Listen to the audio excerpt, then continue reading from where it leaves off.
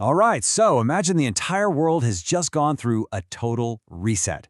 After a flood that changed everything, humanity gets a second chance. Today, we're going to dive into the brand new world order God set up with Noah. It's basically a blueprint for life, for law, and it includes a promise that would redefine the future.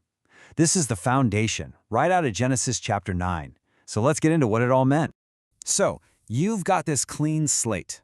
Literally the entire world is fresh and new. The big question is, what's next?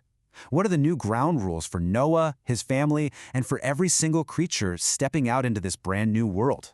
Well, the very first instruction is one we've heard before, but wow, does it carry a different weight now. Think about it. It's a command for a complete and total restart, to fill up a world that had just been completely emptied.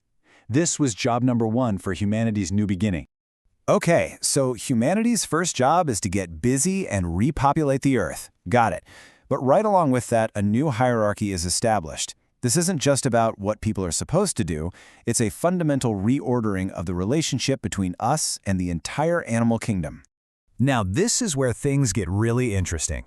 Before the flood, the human diet was all plants, green herbs, that's it. But after the flood, a massive change. God says, "Every moving thing that liveth shall be meat for you."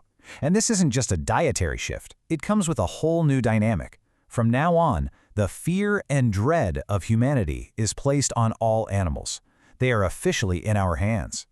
But with all this new authority over the animal kingdom comes some pretty profound responsibility. It's not a free-for-all. Two sacred laws are put in place, and they become the moral bedrock of this new world. And you know what? They both revolve around one central idea: the incredible value and sanctity of life itself. The first rule is super specific. You can eat meat, but you absolutely cannot consume the blood. Why? Because the blood is seen as the very life force of the creature.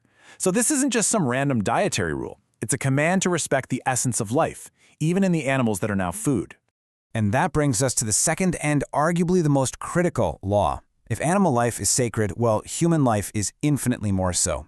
The penalty for murder is death, period. And the reason for that is right here. The command is explicit. If someone takes a human life, their life is forfeit. The justification is so powerful. Humans are unique because we are made in the image of God. So an attack on a person is like an attack on a reflection of God himself. So, after laying down these new laws for life, God switches gears. He goes from giving commands to making a promise. And it's an unconditional, eternal agreement, a covenant, to make sure that the kind of global catastrophe they just survived will never, ever happen again. And what's so amazing here is just how broad this promise is. It's not just to deal with Noah and his future kids. Just look at this list. God makes this covenant with every living creature, birds, cattle, wild animals, and even with the earth itself.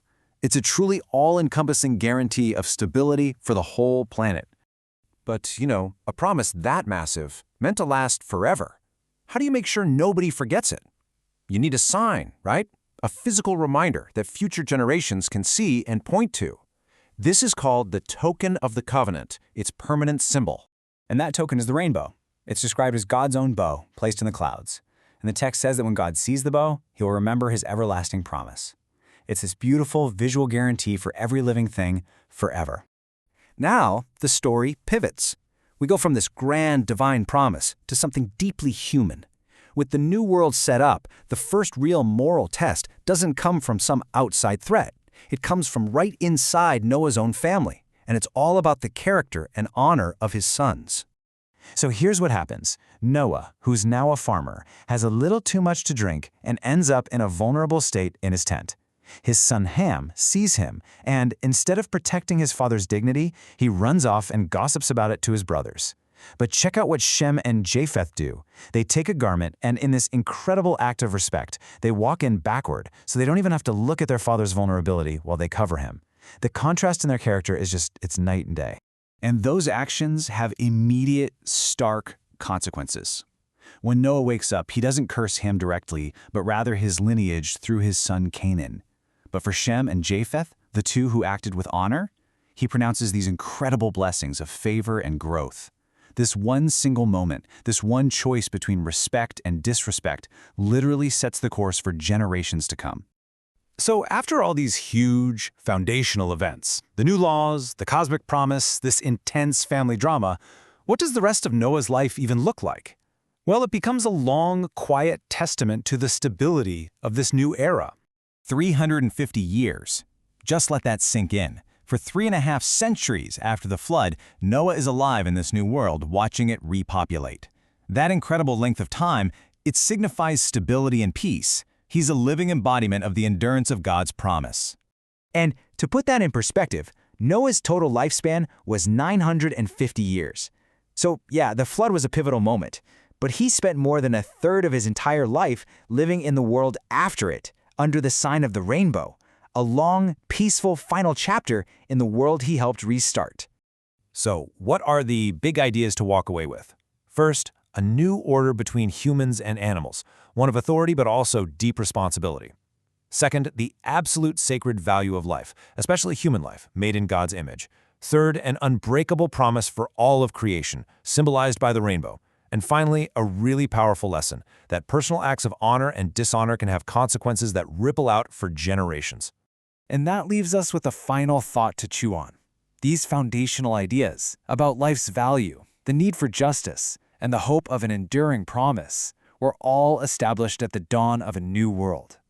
So, how do you see them echoing in our own modern conversations about justice, mercy, and our responsibilities to each other and the world today?